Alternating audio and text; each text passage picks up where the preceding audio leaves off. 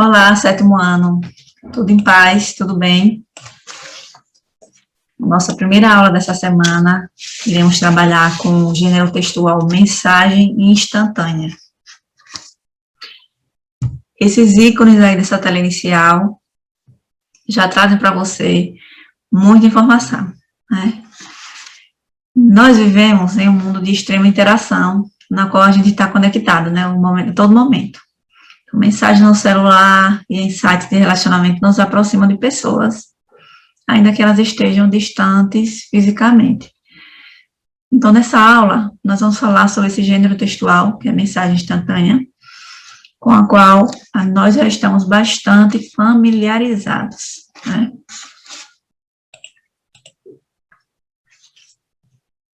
Observem essa imagem.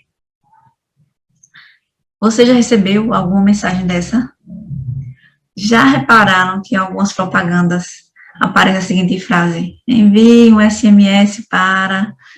Qual é a finalidade desse recurso? Por que as empresas enviam, né, essas mensagens? Então, a internet é um suporte textual em grande ascensão.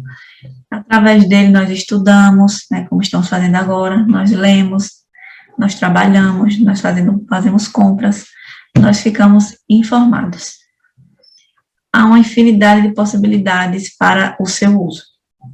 E, além disso, constata-se a presença de semioses, né, em diversas mensagens via celular.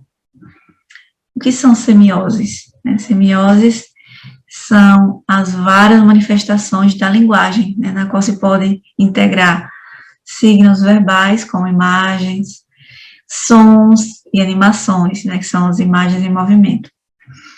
No caso específico da mensagem de texto, é mais comum imagens,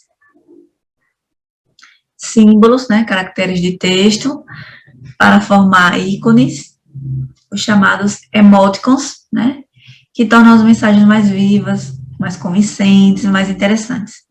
No caso das mensagens de texto via celular, nós podemos compará-las ao bilhete, por serem mensagens de texto breves e enunciados curtos, com identificação à assinatura de quem escreve. A diferença, né, entre o bilhete e a mensagem via celular está no suporte material. Enquanto o bilhete se caracteriza como um manuscrito, com a quantidade de vocábulos indeterminados, que precisa ser levada ou deixada em local visível para o receptor, a mensagem de celular, ela tem como suporte material o painel digital, né, que limita o número de caracteres, certo? E, além disso, o receptor ele recebe de modo mais ou menos imediato, né, a mensagem. Nós temos aí um exemplo de uma mensagem de texto, né, do INEP, a qual diz o seguinte: Enem, por motivos de segurança, o Enem foi adiado, as novas datas de realização das provas serão informadas em breve. Aproveite para estudar mais. Essa mensagem ela foi criada apenas com o objetivo didático, tá, gente? Oi, tudo bem?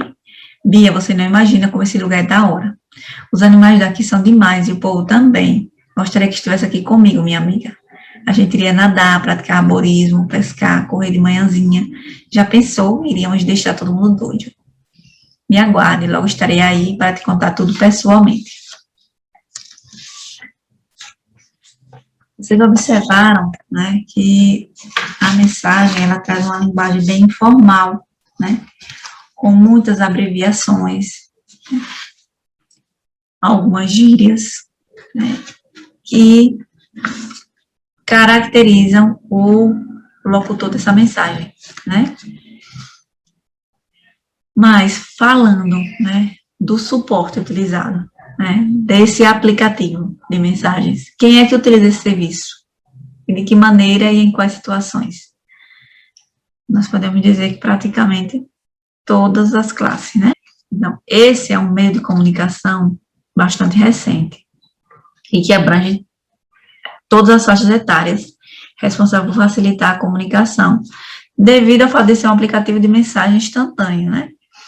E, além disso, as mensagens via celular conjugam diferentes elementos semióticos, como as imagens os sons, né, que algumas pessoas gostam de gravar áudios ou enviar, né, e a escrita, né, que é o texto. Ao enviar mensagem instantânea, vocês usam sinais de pontuação. Então, como é que vocês fazem, né, para expressar na mensagem uma dúvida, uma admiração ou espanto? Então, verifique nessa imagem, por exemplo, que emojis usados, que emojis foram utilizados e que sentido eles trazem ao texto. Observem aqui, esses emojis aqui. Então, no WhatsApp, o uso de emojis, algumas vezes, supre a necessidade do uso de sinais de pontuação. Cada um deles expressa uma ideia, né, um sentimento, e pode ser considerado um portador de significados diversos. Podem ser utilizados distintos sinais de pontuação. E isso é possível dependendo, né, do sentido que o autor pretende dar para o leitor. Nós percebemos que num texto, por exemplo, um texto escrito, né, fora do meio digital, o uso da pontuação, ela é primordial, né? Por quê? Ela, né, quem dá a entonação, ela quem mostra as sensações, sentimentos, emoções de quem escreve. Você, por exemplo, já recebeu alguma mensagem, uma mensagem de texto mesmo, que você ficou na dúvida se a pessoa que enviou estava fazendo uma pergunta ou fazendo uma afirmação, já que não existia nenhuma pontuação. Então, a pontuação, ela tem essa função, né, de auxiliar o entendimento da leitura.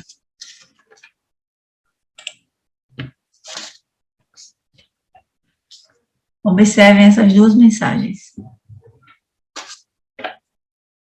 Oba, você vai mesmo? Vai, né? Quero muito ir. Beijos. Jura? Fui. Depois conversamos. Fui. Tchau. Bem, ainda que a língua escrita ela seja mais estudada, né, nós sabemos que o discurso oral, ele é muito mais corriqueiro. Bem, nós sabemos que ainda que a língua escrita seja mais estudada,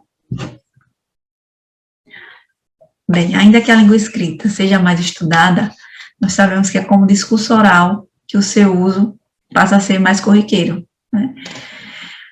A fala escrita, ela tem características próprias de realização. Mesmo que cada uma tenha suas especificidades, não se pode negar que existe um processo de influência na produção do discurso em seus diferentes contextos. Então, não há razão para desprestigiar a oralidade e supervalorizar a escrita, ou vice-versa, né? Cada um tem um papel importante a cumprir, pois são atividades discursivas que se complementam. Então, outro fator que complementa essa relação entre fala e escrita são as repetições. Observe nessa imagem que nós colocamos, né? Esse alongamento aqui de vogais, né? E também a repetição, né, de sinais gráficos, como beijos, aqui um sinal de exclamação. Eles evidenciam a marcação de uma espécie de entonação na escrita, né? Isso fica claramente perceptível na ênfase dada nessa informação repassada, né? Cuja função discursiva é a imitação da fala. Então, esse aspecto pode ser comparado também com o uso de recursos prosódicos, como a entonação e pausa, características da modalidade oral da língua. Por exemplo, aqui no uso dessa reticência, né? A pessoa que dá uma pausa, certo? Observando o conteúdo, né, da ortografia das mensagens, a gente percebe grande aproximação entre a oralidade e a escrita, né? As marcas da oralidade, elas aparecem em expressões como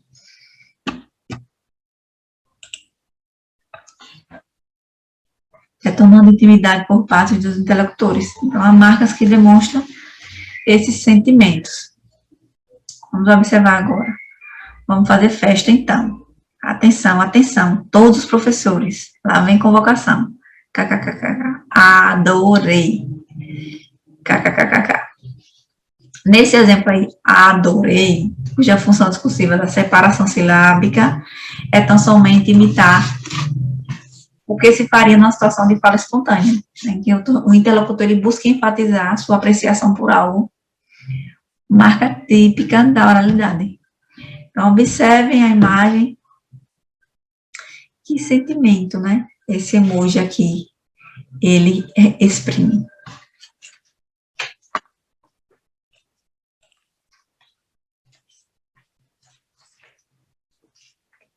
Então, apesar da linguagem da internet se aproximar mais da informalidade, algumas situações exigem uma modalidade mais culta. Vocês imaginem que a mãe de vocês precisa enviar uma mensagem para a professora, né, avisando que você não poderá enviar a sua atividade de amanhã, certo? Como ela escreveria essa mensagem? Que linguagem ela utilizaria? Então, vocês lembrem, né, da importância da pontuação, né, do nível de formalidade e da intimidade entre os interlocutores. Vamos observar aqui nesse textinho que eu trouxe, nesse bilhete. Para a professora, gostaria de avisar-lhe que hoje, 25/7, minha filha Joana tem uma consulta marcada às 15 horas e, portanto, deverá sair mais cedo. Certa de sua compreensão, desde já agradeço, Maria.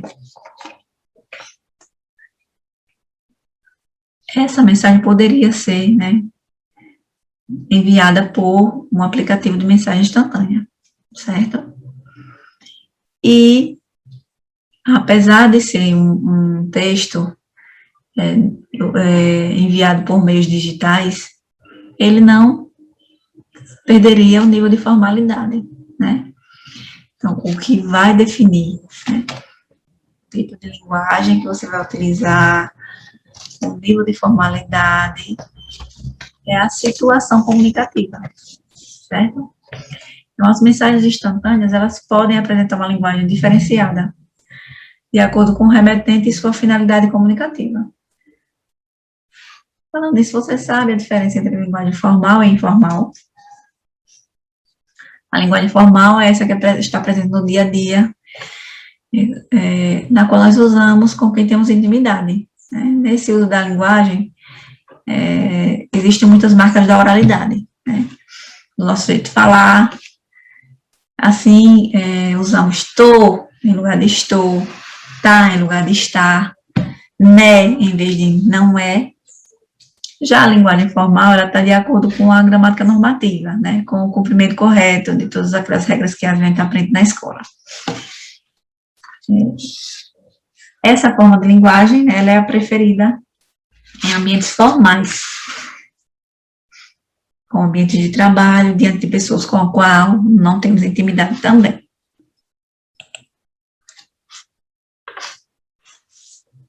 Vamos observar essa outra mensagem que eu trouxe como exemplo. Que horas você chega? Oi, me responde. Eu estou vendo que você está online e lendo minhas mensagens. Como eu odeio que não me responde. Então está bem. Se você não quer responder, eu não falo mais nada. Chega, cansei de você. Ai, que ódio. Só queria entender o motivo de você ler e não responder. Apesar, né, da mensagem instantânea, né, ela ser enviada e recebida instantaneamente, nem sempre nós temos o retorno no momento esperado, né? Por quê? Porque os serviços de celular não podem ser utilizados em qualquer lugar, né? Existem algumas restrições e algumas regras.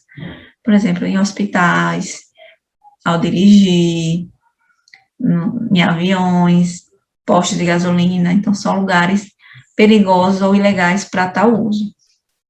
Enquanto que em sala de aula, em uma palestra, numa missa e em ocasiões em que a elegância não é recomendado, que se utilize as funções do celular para enviar mensagem, ou até mesmo receber e realizar ligações. Então, é comum que eu envie uma mensagem, por ser de caráter instantâneo, esperando a resposta imediata, né? mas nem sempre a pessoa pode responder. Ela pode estar em alguma dessas situações. Então, quem não já recebeu uma mensagem assim? Eu vi que você leu e não respondeu. Você não está do outro lado do celular para saber o que está acontecendo com a pessoa. Então, a gente tem que compreender e saber fazer uso consciente desses recursos. Gente, chegamos ao fim da nossa aula. Espero que vocês tenham conseguido acompanhar, né? Já que faz parte do contexto de todos o uso desse gênero textual. E vamos continuar na próxima aula. Fiquem em paz e até breve.